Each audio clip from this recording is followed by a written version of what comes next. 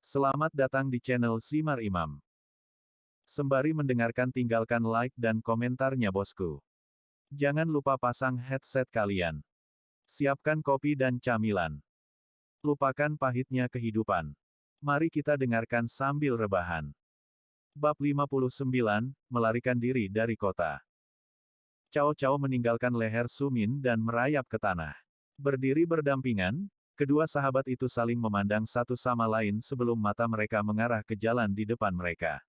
Langkah-langkah semakin dekat dan semakin dekat sebelum tiba-tiba orang pertama terlihat bergegas ke arah mereka. Setelah melewati jalan selama yang mereka miliki, Sumin dan para pengikutnya telah meninggalkan banyak jejak kaki dan beberapa mayat di sana-sini. Mereka ditakdirkan untuk diperhatikan di beberapa titik. Meskipun Sumin berharap mereka lebih lambat, dia hanya bisa berterima kasih karena mereka tidak diperhatikan sebelumnya. Jika ada, dia senang bahwa kelompok wanita itu memiliki kemungkinan untuk melarikan diri. Aku ingin tahu berapa banyak orang yang akan datang. Sumin berkata di antara giginya yang terkatup. Aku belum pernah bertarung serius sejak sebelum aku bertemu denganmu, kata Sumin. Jantungnya berdegup kencang, sejak bertemu denganmu, aku memiliki bantalan yang bisa melindungiku. Bahkan di turnamen kamu dan aku tidak pernah dalam bahaya karena kamu bisa bergerak kapan saja diperlukan.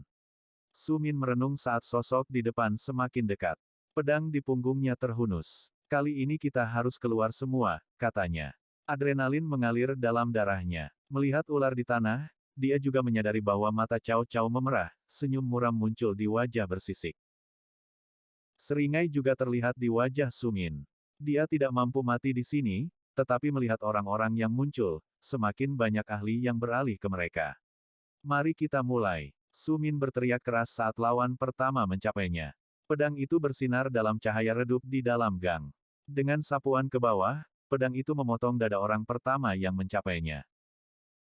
Gang itu adalah tempat yang sempurna bagi Sumin untuk bertempur.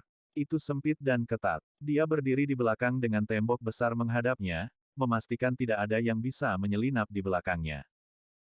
Di depan, dua, paling banyak tiga, ahli bisa berdiri berdampingan, tetapi bahkan jika mereka berdiri berdampingan, mereka tidak akan mampu menggunakan senjata mereka, dan hanya dua ahli yang dapat melancarkan serangan sekaligus.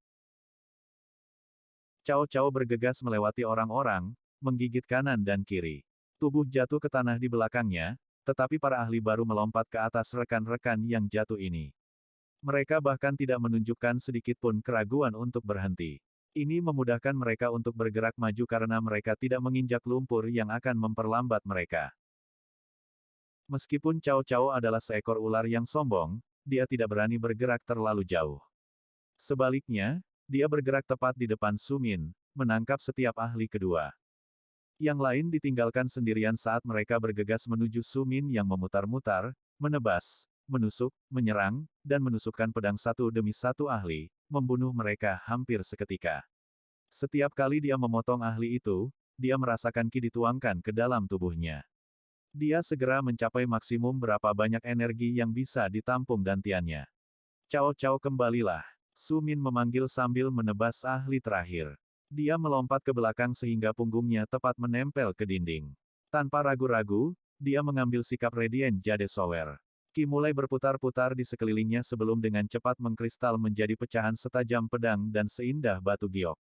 Itu menyerupai langit malam berbintang, cahaya kecil di dalam gang membuat serangan itu menyilaukan, memukau para ahli yang maju. Melihat ribuan pecahan ki siap diluncurkan, para ahli mulai mundur. Teror ada di mata mereka, namun bagaimana mereka bisa menyaingi kecepatan Radiant Jade Shower yang mengalir deras di langit dan tertanam di dalam tubuh para ahli. Sebelumnya, Sumin mampu melepaskan kekuatan Radiant Jade Shower, tapi sekarang dia bahkan bisa mengendalikan ki yang telah meninggalkan tubuhnya. Dia menggunakan semua ki yang mungkin untuk membuat pecahan giok ki yang tertanam meledak di dalam tubuh para ahli, menyebabkan kerusakan parah pada yang terdekat yang terkena. Melihat bahwa Sumin telah selesai dengan serangan internal, Cao Cao sekali lagi menyerbu melalui gelombang ahli manusia yang datang ke arah mereka. Taringnya menggigit berkali-kali, dan Sumin mengayunkan pedang, membiarkan ki sekali lagi melayang ke dalam tubuh dan dantiannya. Ini tidak pernah berakhir. Sumin berteriak pada Cao Cao, dan ular itu hanya bisa mengertakkan gigi dan setuju. Menggigit satu orang terakhir, dia berbalik ke Sumin dan merayap ke leher. Aku kehabisan racun, dia mengeluh saat dia dengan nyaman berbaring di leher, tetapi Sumin merasakan tekanan. Sebelumnya, dia hanya perlu berurusan dengan setengah ahli. Sekarang, dia harus berurusan dengan mereka semua. Menutup matanya sejenak, Sumin menenangkan dirinya. Ketika matanya dibuka lagi, dia dipenuhi dengan tekad. Dia tidak akan membiarkan dirinya mati di sini. Tarian pedang bahkan lebih cepat dari sebelumnya. Sayangnya, dia juga terluka. Salah satu lawan telah memotong pahanya, yang lain menyerempet bahunya.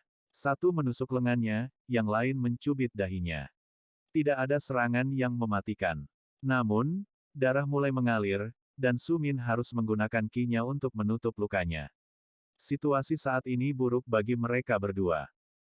Kupikir kita harus menerima bahwa kita tidak bisa memenangkan ini, kata Cao Cao dengan kekhawatiran di matanya. Sumin hanya bisa mengangguk setuju, tapi dia tidak dalam posisi untuk melarikan diri. Para ahli terus menyerang ke arahnya. Luka yang dideritanya menjadi semakin serius, dan pertempuran menjadi semakin panik dan putus asa. Kita harus melarikan diri sekarang. Cao Cao mendesaknya, tapi Sumin mengangguk. Menuangkan ki ke kakinya dan dengan lompatan tinggi dia berhasil mendarat lurus di atas gedung sebelum dia mulai berlari dari satu gedung ke gedung lain sebelum akhirnya mencapai tembok kota.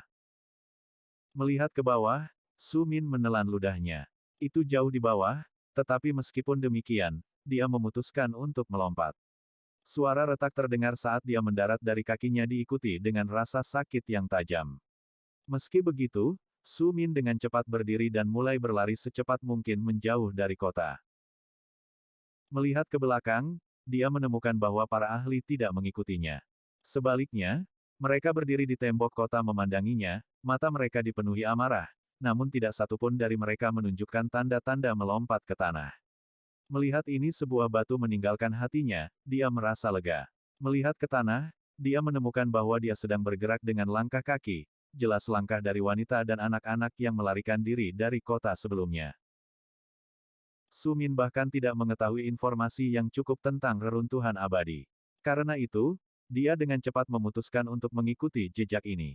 Bergerak dengan kecepatan tertinggi hampir mustahil. Dia mengalami patah kaki dan banyak luka di tubuhnya. Beberapa sangat serius sementara yang lain tidak terlalu serius. Dia paling banyak bisa menjaga kecepatan orang biasa. Butuh waktu 3 jam sebelum dia akhirnya mencapai sebuah desa besar. Ini jelas tidak sebesar kota, tapi cukup besar untuk menampung semua wanita dan anak-anak yang dia bantu. Kota memiliki tembok batu besar yang mengelilinginya sementara desa ini memiliki pagar kayu setinggi 3 meter dan hanya satu pintu masuk ke desa.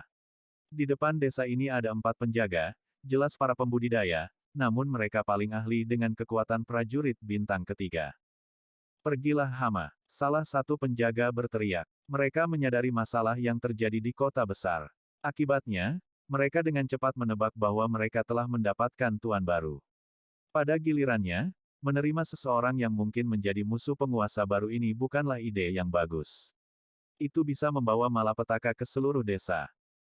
Berhenti. Suara wanita tiba-tiba terdengar di udara. Penjaga itu langsung berhenti berbicara. Nona, panggilnya dan membungkuk dalam-dalam, namun, saat wanita itu mencapai mereka, Sumin ambruk di tanah. Ki terakhir meninggalkan tubuhnya, dan dunia menjadi hitam. Titik titik titik titik. Semuanya menjadi hitam ketika Sumin membuka matanya. Melihat sekeliling, dia menemukan dirinya di koridor, tetapi meraba-raba tidak ada cara untuk menemukan cahaya. Saat tangannya menyentuh dinding, dia terus memegangnya saat dia bergerak maju. Tiba-tiba seberkas cahaya putih muncul di depannya, tapi menghilang dengan cepat. Melihat cahaya, bagaimanapun, membuat Sumin bersemangat dan dia mempercepat langkahnya, tidak lagi bergerak perlahan tapi berlari menyusuri koridor gelap berharap bisa mengejar kilatan putih.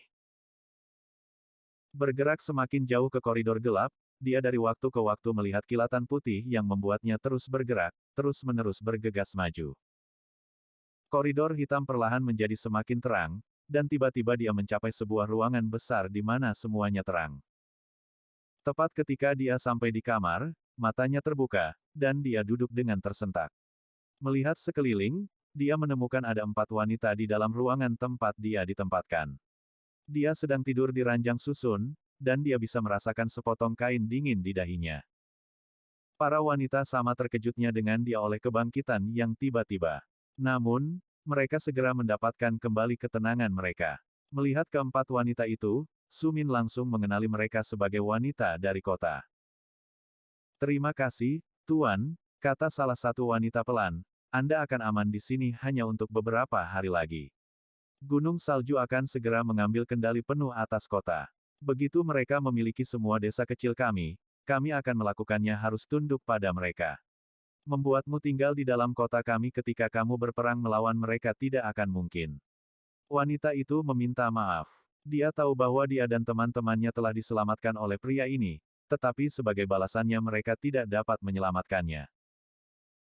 "Jangan khawatir tentang itu," kata Sumin dengan senyum di wajahnya. Setelah tidur, tubuhnya terisi kembali dengan tenaga, dan luka-lukanya hampir sembuh. Cao Cao sedang tidur miring, tapi dia menggunakan selubung kegelapan. Tidak ada yang mampu melihatnya, hanya Sumin yang akan memperhatikannya. "Terima kasih telah menjagaku," kata Sumin sambil tersenyum sambil berdiri. Di ranselnya, dia menemukan satu set pakaian bersih yang segera dia ganti sebelum dia memutuskan untuk bergerak maju sekali lagi. Mengambil barang-barangnya, dia segera meninggalkan ruangan. Melihat sekeliling dia menemukan banyak wanita dan anak-anak yang telah dia selamatkan. Dia lega melihat bahwa mereka semua telah diterima dengan sangat ramah. Para wanita ini, meski tidak lagi tinggal di kota, kini memiliki kesempatan baru untuk hidup tanpa dianiaya. "Kami berhutang nyawa padamu, wanita yang ada di sana ketika dia bangun. Aku hanyalah putri seorang kepala desa kecil.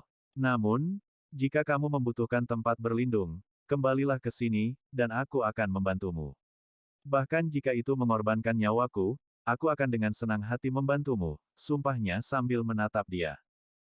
Sumin yang tertawa melambaikan tangannya, "Kamu baru saja mendapatkan hidupmu kembali. Mengapa kamu tidak menghargainya lagi?" Setelah mengucapkan kata-kata itu, Sumin meninggalkan desa. Dia berjalan menjauh dari kota yang baru saja ditaklukkan oleh para ahli gunung salju. Dia perlu menemukan kota lain di mana dia bisa mendapatkan informasi tentang reruntuhan abadi. Tampaknya